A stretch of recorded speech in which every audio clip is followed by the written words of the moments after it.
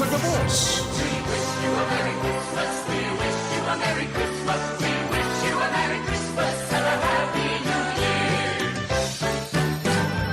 Member KBP, kapisana ng mga broadcasters ng Pilipinas, mga tugang alas 5:06.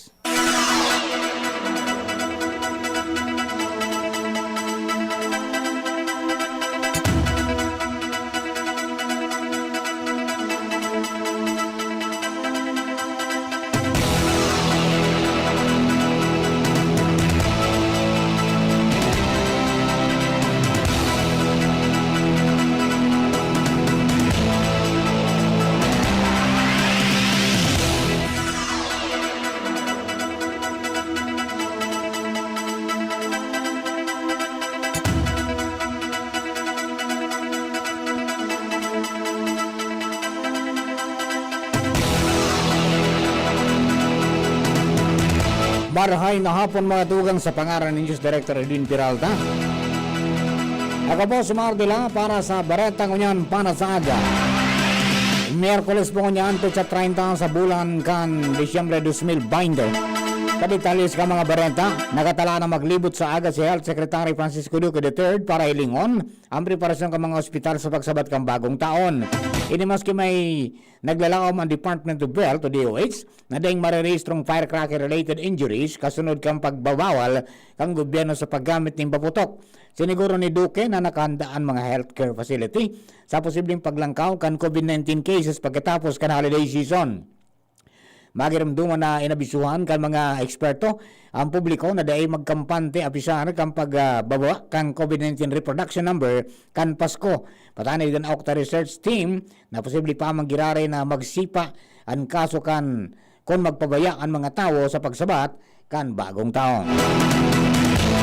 Kadagdag natong istorya alis sa luwas, nasa linya si Jimmy Nasalita. Jim, please come in. Inunra kan gobyerno provincial kan Albay an petition letter kan barangay Maninila kung saan an hagad susug sa petisyon kan mga residentes asin konseho kan barangay Maninila sa ginubatan sa pamamayo ni Kapitan Artemio Oxales na kung pwede dragahon itong mga harababaw ng salugan pagkatapos kan surunod na bagyo dahil ang harababaw na ini kaso iguanin mga makukusog na pag-uran an tutumbok na iyo an sentro kan barangay na kung saan dara peligro sa mga constituentes kunda ini madidirihir na bulos kan tubig digdi sa pamitisan kan Bulkang Mayon. Kaso bago sa pakipaguro niya to kay Kapitan Artemio Oxales, pati kan na follow-up,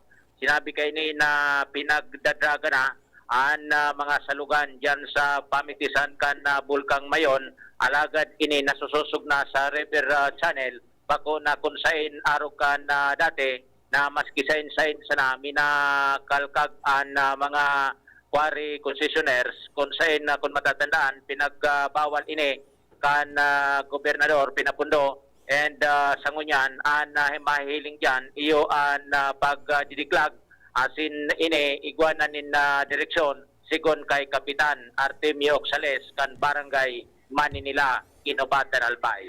Mga dagdag na barita, Jimmy Nasalita, DCGB News. Mientras tanto, pagkakarkulong maabot sa 110.8 milyon ang populasyon ng Pilipinas sa mga sunod na taon. Sigon sa Commission on Population and Development of POPCOM, sobra 1 milyon ang pag-itaas na ini halis sa nairehistrong 109.4 milyon na populasyon ka nasyon sa pagpuon kan 2020. Dagdag kang POPCOM na posibleng mairehistro man sa 1.31% ang population growth rate kan Pilipinas sa 2021.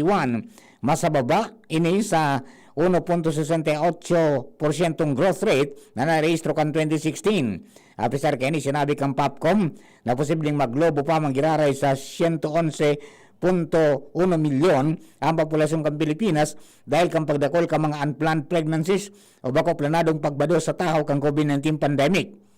Mantang sa kayo nito nating pagkakataon, masubramanin 10 milyon ang bilang ka mga senior citizens sa nasyon sa masunod na taon.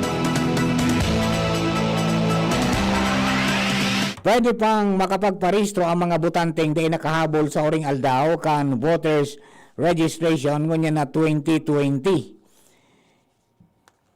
Sigon kay Commission on Elections o COMELEC spokesperson James Jimenez na ibabalik ang voters registration sa Enero 4, 2021. Katakod kay ni hinagad ni Jimenez sa gabos na aprobitsaran ang pagkakataon para makapagpreso tanganing maging parte sa eleksyon sa 2022. Magirumduman na itinalaan anuring aldaw kan voters registration ngunya na taon kan Disyembre 29 bandang suspendido man ini ngunyan na holiday. Sa ibang bareta, kinumpirmar kan Presidential Security Group o PSG na September pa kan mabakunahan nin dai pa rehistradong COVID-19 vaccine ang nagkapira sa mga miyembro kaini. Sigong kay PSG Commander Brigadier General Jesus Durante III, kaibanan sa mga natudukan ng mga tauhan kan PSG na pirming kaibanan ni Presidente Rodrigo Duterte. Di man inako o pinaimutikan kan nakaresibi man siya nin bakuna. Oktubre kan gibuhon ang ultimong batch kan pagpabakuna sa laog mismo kang PSG compound. Inako man ni Durante na sinda mismo ang nag-request ng donasyon para sa bako rehistradong bakuna. Tinawan niya doon na bilang soldados handa sidang magbugtak sa peligro para gibuhon ang sindang misyon. Katakod gani, piglinaw na ni Durante na dahil sinda nagagad ng permiso sa presidente asin pinaisin na sa nandaan manang udigdi matapos na mabakunahan ang gabos na closed-in personnel. Aminado si Defense Secretary Delfin Lorenzana na smuggled ang mga COVID-19 vaccine na itinadok sa mga membro ng Presidential Security Group o PSG. Sinabi ni Lorenzana sa Rizal Day Ride sa Rizal Park na smuggled ang mga bakuna dahil bako otorisado ang naglaog kay ni sa nasyon. Paliwanag ni Lorenzana na solamente ang Food Drug Administration o FDA ang may otorisasyon sa paglaog kasi paggamit ka mga COVID-19 vaccine. Sa iyang lado, sinabi ni Lorenzana na dahil siya matugot na matudukan ng bakuna kontra sa COVID-19 ang mga soldados kan Armed Forces of the Philippines sagkod dahil panin re-autorisadong bakuna. Nabaldi ang grupo ni mga doktor sa ginibong pagpapatudok kan mga miyembros kan Presidential Security Group o PSG gamit ang bakuna kontra COVID-19 na bako pa-aprobado kan Food and Drug Administration FDA. Sigong kay Dr. Mario Panaligan, presidente kan Philippine College of Physicians, na dahil pang kasiguruhan kung maepekto ang Sinopharm vaccine na pigsasabing ginamit kang PSG. Sa kunyan, wala pa sindang nababasa, manangod sa epekto ka nasambit na bakuna. Mientras na nangapulan man ng transparency sa paggamit ng COVID-19 vaccines sa nasyon, ang Healthcare Professional Allowance o Alliance Against COVID-19 o HPAAC.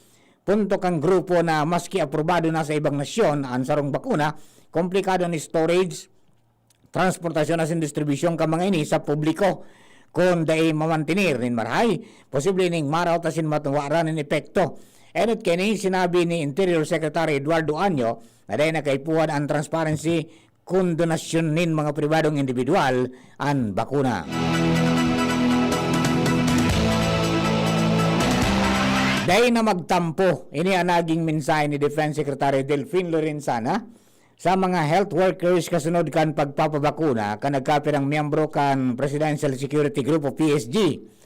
Sinabi niyang wala pa sa 300 ang bilang ka mga PSG na nabakunahan kan COVID-19 vaccine gikan sa China kaya bako ini sufisyente sa kadakol ng mga healthcare workers as in frontliners sa nasyon. Kasabay kini, sinigon ni Lorenzana na sinda pa manggiraray ang prioridad sa bakunang babakalong kang gobyerno na sufisyente sa sendang numero. Piglalao man na Mayo 2021, maabot ang primerong batch kan COVID-19 vaccine sa nasyon. Mantang tinawanin doon ni Lorenzana na wala ning aram sa nangyaring pagpapabakuna kan nagkapirang miyembro kang PSG asin kung si Isay ang nagdonar kang bakuna sa sendang lado. Pigo konsiderar man niyang smuggled items sini dahil wala ng permiso gikan sa Food and Drug Administration o FDA.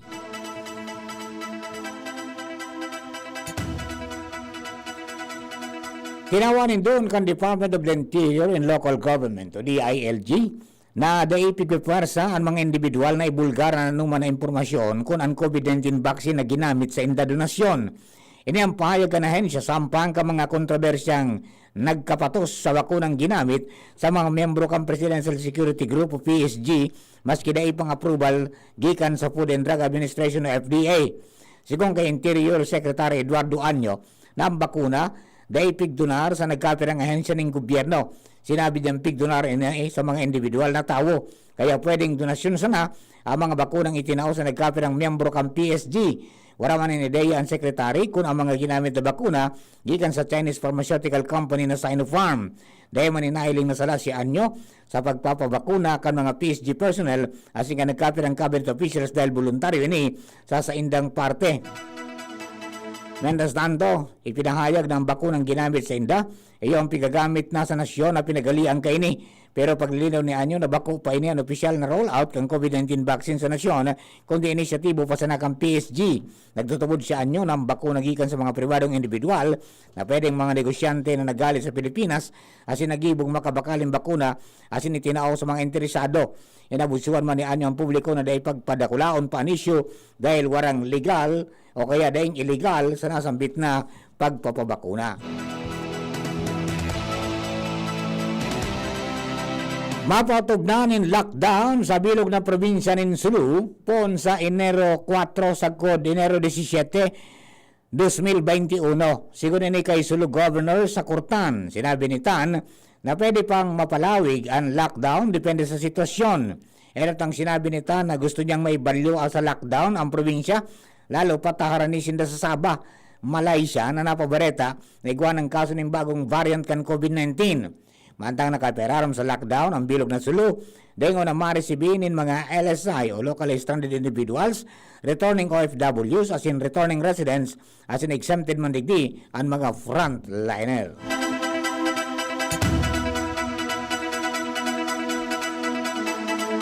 Siniguro ka na Australia na magkakaresibin ng COVID-19 vaccine ng Pilipinas sa pisar kan sindang ginakampang na panibagong strain nin virus. Sigon sa impormasyon, posibleng maipadara sa Pilipinas ang vaccine sa first o second quarter kan 2021 susukman sa regulasyon ay pinapatob kontra sa mga bakuna sa COVID-19. Padagos pa mangiraray na nagresibi ni mga Australian National and Pilipinas alagad kay puan sunodon ang maigpit na protocol siring kan 14-day quarantine period. Sa ngunyan, kontrolado pa ka nasyon kan Australia ang nasambit na strain alagad padagos na nagbabantay dahil mas marikas ang pag-ulakit kani arog kan nainot na COVID-19 virus. Dagdag pa kay ni nawa nga nagpositibo maswerteng wara nin sarong OFW na naulakitan ka na sabing mga virus.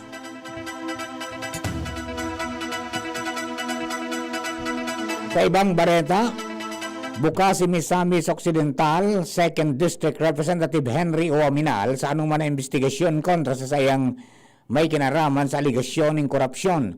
Ini ang sinabi kan kongresista matapos na makasabay siya sa mga pinangaranan ni Presidente Rodrigo Duterte na imbuelto sa mga anomalya sa Department of Public Works and Highways o DPWH base naman sa itinaong listahan kan Presidential Anti-Corruption Commission o PACC. Tinawanin doon ni Uwaminal na daing konkretong ebidensya na direktang nag-iembalto sa iya sa korupsyon. Piglinaw man ni Uwaminal na NSO Construction Corporation na nainot ng sinabi kang presidente na sa diri niya, ayan haluin na niyang ipinabakal as hindi man kaibanan sa anuman na construction projects kan DPWH sa Misamis Occidental. Apisar Kenny, sinabi kang kongresista naman tinido ang suporta niya sa anti-graft campaign kan Duterte administration. Pero kay Uwaminal, na kaibanan man sa listahan kang PACC, sina Occidental Mindoro Representative Josephine Ramirez Sato, Quezon City Representative Alfred Vargas, Isabela Representative Alaysa Sinatan, Northern Samar Representative Paul Dasa, Quezon Representative Angelina Tan, ACT-CIS Party List Representative Eric Yap, Bataan Representative Geraldine Roman, as in former Ifugao Representative Chodoro Bagilat Jr.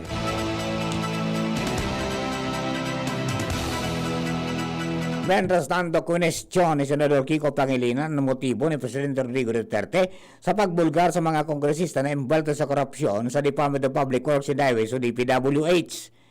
Tinawanin doon ni Pangilinan na sinabi mismo ni Presidente Duterte na wala pang konkretong ebidensya kontra sa mga pinangaranan niyang kongresista. Rason ni Pangilinan na daing ribok ang administrasyon sa mga kaapil na klarong-klaro ang asin konkreto ang ebidensya kung palpak o kurakot na liderato. Itinaw ang halimbawa ni Pangilinan ang mga imbuelto sa overpriced na testing kits asin pagpapakusog o pagpapalusot kanto niladang shabu sa Bureau of Customs. Kaya napot ni Pangilinan kung talagang anti-corruption o anti-opposition ang tunay na kamagutan kan administrasyon.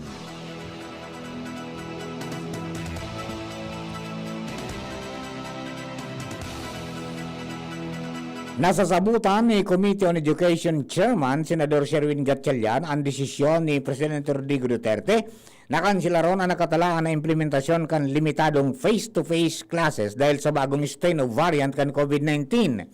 Dahil ang digdi, piglalaoman ni Gatchalian na magkapadagos sa masunod na taon ang mga hagyat na hatod kan distance learning na sinaparngo niya na taon ka mga paratukdo asin estudyante dahil sa pandemya. Kaya tinawanin doon ni Gatchalian sa gobyerno na gibo ng gabos para mainganyar ang mga hobines na ipagpadagos pa sa indang online classes as hindi magdiretsong mag-drop out.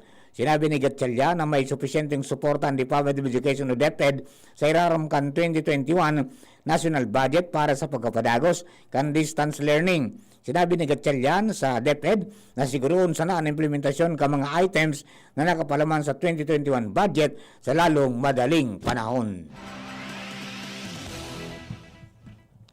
Sa iba pang mga bareta niyato ngunyan na pagka hapon para sa bareta ngunyan para sa aga. 8 bats kan Filipino repatriates ang maabot sa nasyon ngunyan na aldaw matapos na mawaran ng trabaho sa abroad dahilan sa COVID-19 pandemic. Ini ang may kabilugan na bilang na 2,050 asing kinabibilangan nin 300 na mga repatriates gikan sa Riyadh, Kingdom of Saudi Arabia.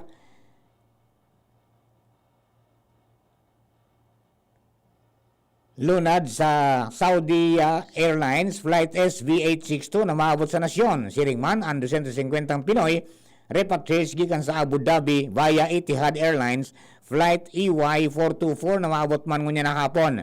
250 repatriates hali sa Dubai, UAE via Cebu Pacific Flight 5J19 with ETA na maugpa bago mag alas 5 ngunya na hapon. 250 repatriates man gikan sa Thailand via Philippine Airlines Flight PR731 na malad ning alas 6 dyan na banggi. 250 repatriates gikan sa Jeddah, Kingdom of Saudi Arabia via Saudi Airlines Flight SV870 na maabot ning alas 9 dyan na banggi. 250 repatriates gikan sa Qatar via Qatar Airways Flight QR28 na maugpa bago mag alas 10 ting banggi. Asin ang ultimong batch 250 repatriates gikan sa Korea asin Asiana Airlines Flight OZ703 na maabot pasado alas 10 ng banggi at tiyan na banggi.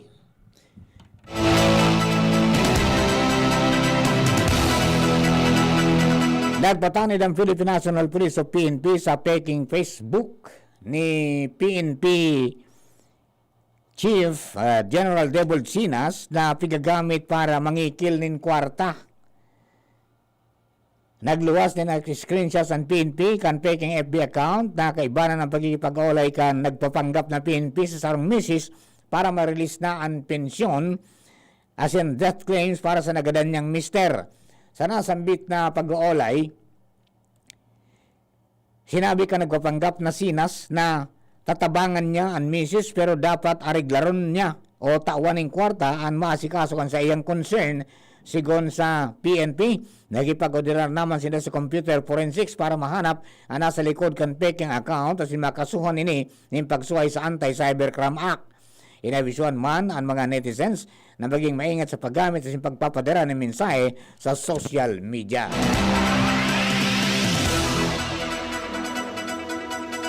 Sa iba pang mga bareta, update sa Sinopharm. Nagluwa sa Phase 3 clinical trial kan Chinese pharmaceutical company na igwang 79.34% protection rate sa COVID-19 ang Sinopharm vaccine.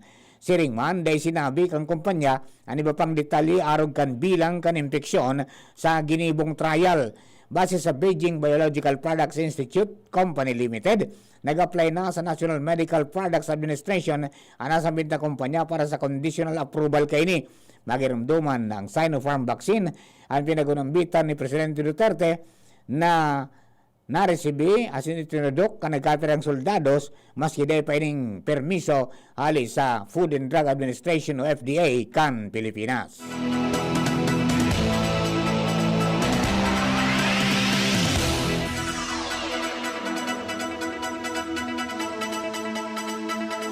Mientras tanto, pinaiimbestigaran na ang mga kongresistang kaibanan sa listahan kan mga imbuelto sa korupsyon kan Presidential Anti-Corruption Commission of PACC. Ipinaliwanag kan mga ini na gusto nindang maaraman kung sa anong paagi ginibo ang kan PACC. Ang sindang investigasyon, mantang wala sindang aram na inimbestigaran na sinda. Siguro ang Occidental Mindoro Representative Josephine Ramirez Sato, gusto niyang makasuhan ang PACC dahil sa pagkakasangkot kan sa iyang pangalan sa issue. Mantang nagtutubod man si dating Ifugao Representative Teodoro Bagilat Jr. na pakanaasa na ini kang PACC para takuton ang mga nasa oposisyon asin suportado man kan nagkavira pang involved sa listahan ang pagkondukta ng investigasyon arog ni na Northern Samar 1st District Representative Paul Dasa, Bataan 1st District Representative Geraldine Roman, Quezon City 5th District Representative Alfred Vargas, asin ACT-CIS Party List Eric Yap.